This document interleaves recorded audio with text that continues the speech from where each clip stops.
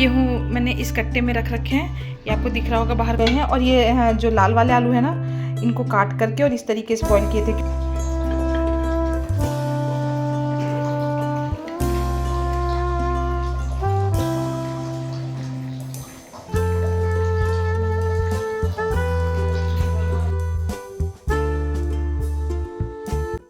Hello everyone, welcome back my new blog channel. और सुबह के बज गए हैं 10। अभी आपको पहले बताती हूँ, नहीं 10:30 बज चुके हैं। और थोड़ा बहुत काम कर लिया है और अभी और भी बहुत सारा काम बाकी है क्योंकि थोड़ा ही हुआ है। हस्बैंड को लंच बना करके दे दिया है, वो चले गए हैं ड्यूटी। तो आज उनकी लंच में बनाया था, लौकी की सब्ज़ी बनाई है और चपाती सेक करके दी थी। लेकिन आज है शनिवार का दिन, तो सोच रही हूँ कि आज बच्चों को रोटी से छुट्टी, मतलब मैं रोटी नहीं बनाना चाहती हूँ और बच्चे रोटी खाना भी नहीं चाहते हैं।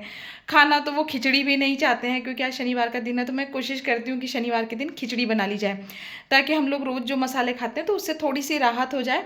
और जैसा कि आप लोग जानते हैं, मैं बिहार से हूँ, तो हमारे यहाँ बिहार में एक तरीके से आप यही समझिए कि बिल्कुल कंपलसरी है कि शनिवार के दिन खिचड़ी बननी चाहिए। तो खिचड़ी बननी चाहिए, बच्चे खाना नहीं चाहते हैं। और शाम के समय खिचड़ी बनाती हूँ तो अधिकतर क्या होता है कि शाम के समय जब खिचड़ी बनाते हैं तो खिचड़ी रात में बच जाती है। और नियम ये होता है कि जो शनिवार को खिचड़ी रात में बनाई जाती है वो रविवार के दिन खाई नहीं जाती है। तो बहुत सारी खिचड़ी फेंकने में चली जाती है। तो अब सिस्टम में चेंज कर दिया है और अब क्या किया है कि खिचड़ी बनाती हूँ सुबह के समय, दिन में बनाती हूँ। और स्कूल गए हुए हैं तो आएंगे तो भूखे रहेंगे, तो खिचड़ी देख करके, और भूख लगी हुई रहेगी तब तो खा लेंगे।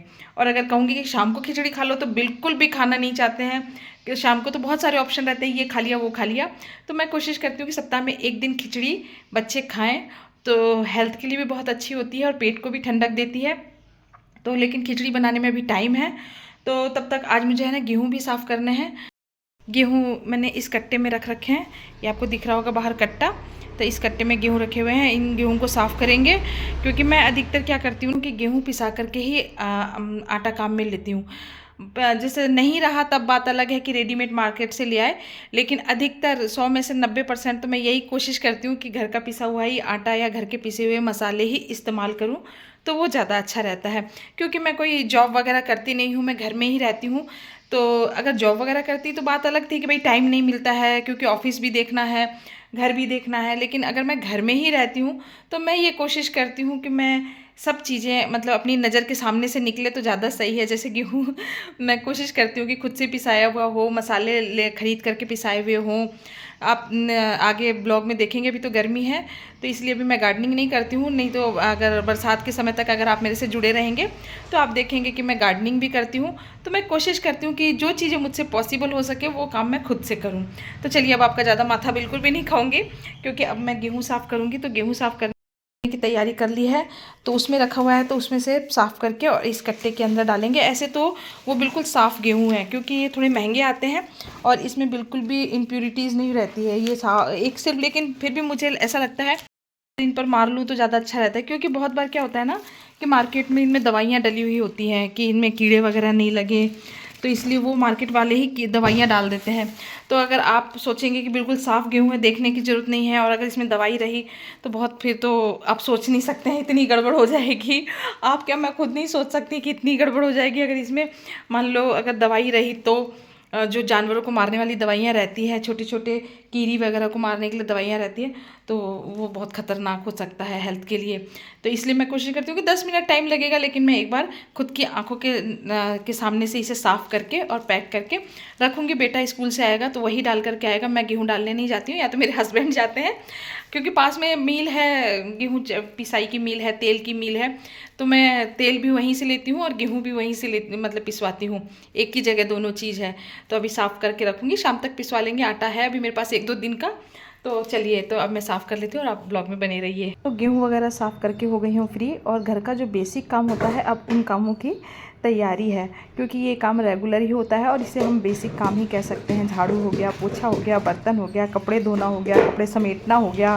ज़्यादा एक्स्ट्रा में है तो प्रेस भी आप कर सकते हैं। तो काम की तो खैर कोई कमी नहीं है। साफ़ कर लिए हैं, झाड़ू पोछा कपड़े वपड़े सब धो धा करके फ्री हो गई हूँ और अब आ गई हूँ किचन में क्योंकि बच्चे आने वाले हैं और फटाफट से खाना बनाना है। तो बताया था ना कि खिचड़ी बनानी है, तो उसके लिए देखिए आलू बॉईल किए, आलू भी बॉईल हो गए हैं। और ये जो लाल वाले आलू है ना, इनको काट करके और इस तरीके से बॉईल किए थे, क्योंकि इनको पकने में बहुत ज़्यादा टाइम लगता है। करीबन आप 10-12 सीटी लगाएंगे ना, उसके बाद ये पकते हैं। लेकिन ये लगते बहुत टेस्टी हैं, ये मीठे बिल्कुल भी नहीं लगते। और नहीं तो दूसरे आलू तो मीठे लगते हैं, तो ये मीठे नहीं लगते, लेकिन इनको पकने में थोड़ा सा टाइम लगता है। तो बनाएंगे आलू का भरता बनाएंगे और साथ में खिचड़ी बनाएंगे। तो अब मैं फटाफट से पहले खाने की तैयारी कर लेती हूँ और आप जुड़े रहिए मेरे साथ ब्लॉग में। आलू उबाल लेने के बाद जैसे ही सोचा कि खिचड़ी चढ़ा देती हूँ, तो देखा कि हस्बैंड आ गए हैं, क्योंकि उनकी तबीयत थोड़ी सी नरम थी, उन्हें हल्की हल्की खांसी हो रही थी और हल्का हल्का फीवर जैसा लग रहा था। तो मैंने पूछा चाय बना दूँ, तो बोले कि ये दूध वाली चाय मत बनाओ, लेमन टी बना दो। तो उनके लिए लेमन टी बना रही हूँ।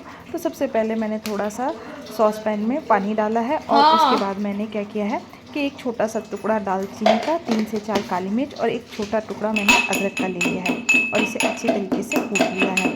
ये तीन, अगर आप लौंग इस्तेमाल करना चाहते हैं तो आप लौंग भी इस्तेमाल कर सकते हैं, लेकिन अभी गर्मी ज़्यादा है इसलिए मैंने लौंग इसके अंदर नहीं डाली है। अब पानी में एक अच्छा सा उबाल आ गया। इसके बाद मैंने क्या किया है कि इसके अंदर ये कूटे हुए जो मैंने अदरक वगैरह कूट करके डाला था, ये इसके अंदर मैंने डाल दिया है। और इसे डाल देने के बाद इसे अच्छी तरीके से उबालना है। आपको पानी थोड़ा सा ज़्यादा एक्स्ट्रा रखना है जितने लोगों के लिए बना रहे हैं, क्योंकि पानी बॉयल होएगा तो कम भी हो जाएगा। उसके बाद मैंने इसके अंदर चीनी ऐड कर दी है। एक जने के लिए बना रही हूँ, मतलब 1 कप बना रही हूँ, तो मैंने इसके अंदर 2 चम्मच चीनी ऐड करी और हल्की सी, बिल्कुल हल्की सी चाय पत्ती डाली है। सिर्फ चाय पत्ती आपको इतनी डालनी है कि इसका सिर्फ कलर चेंज हो जाए, इससे ज़्यादा आपको बिल्कुल भी नहीं डालनी है। और इसके बाद मैंने इसे छान लिया है और छान लेने के बाद अब हमें क्या करना है कि इसके अंदर नींबू का रस निचोड़ देना है। तो ये लगभग मैंने आधा नींबू लिया है और इस नींबू को मैंने इसके अंदर निचोड़ दिया है। तो इससे क्या होता है ना कि एक तो आपका मुंह का टेस्ट भी बहुत ही अच्छा हो जाएगा, इसका टेस्ट बहुत ही अच्छा लगता है मुझे तो, और हेल्थ के लिए भी बहुत अच्छी होती है। अगर आपके पास, आप चीनी इस्तेमाल नहीं करना चाहते हैं, आपके पास शहद है, तो आप इसके अंदर शहद डालें, उससे भी ये बहुत ही टेस्टी बन करके तैयार होती है और हेल्थी भी बन करके तैयार होती है। तो हस्बैंड को दे दी है चाय और अब आगे की तैयारी कर लेती हूँ। तो सबसे पहले आलू का भरता बनाऊँगी, इसके बाद ही खिचड़ी बनाऊँगी। तो आलू बॉईल कर लिए थे, वो आपको दिखाया मैंने। अब कढ़ाई में तेल डाल दिया, हल्का सा मैंने इसके अंदर राई चटका दी थी। उसके बाद मैंने इसके अंदर 2 हरी मिर्च को बारीक बारीक काट करके डाल दिया है और साथ में मैंने इसके अंदर 1 प्याज को भी बारीक बारीक काट करके और इसे अच्छी तरीके से भून लिया है। आपको इस चीज़ का ध्यान रखना है कि इसके अंदर ज़्यादा मसाले हमें बिल्कुल भी ऐड नहीं करने होते हैं। जो हम इसे बनाते हैं ना, इसी तरीके से बनाते हैं। अब मैंने प्याज को हल्का हल्का ब्राउन होने के लिए छोड़ दिया था।